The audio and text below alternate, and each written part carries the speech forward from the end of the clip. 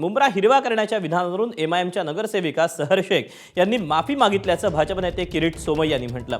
तसंच तिचा माफीनामा स्वीकारल्याचंही सोमय्या म्हणाले। तसंच मालेगाव मुंब्रा मानखुर्द हिरवा केला, आता मुंबईला हिरवा करण्याचा डाव असल्याचं सोमय्या यांनी म्हटलंय।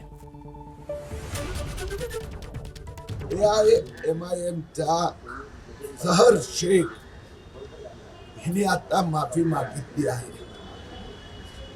हम मुंब्रा को हरा बना देंगे हे म्हणजे हिंदूंना भडकवणारी, चिथावणी देणारी ते भाषण आम्ही तक्रार केल्यानंतर पोलिसांनी 2दा त्यांना बोलवलं होतं।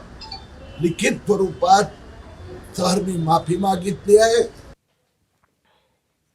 दरम्यान मुंब्रा पोलिसांनी या सगळ्या प्रकरणी काय म्हटले आपण तेही पाहूया।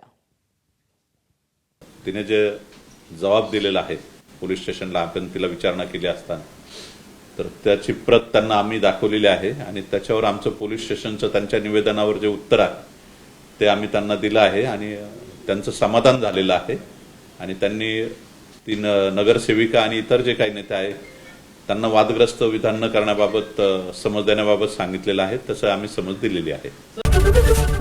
एबीपी माझा, उघडा डोळे बघा नीट।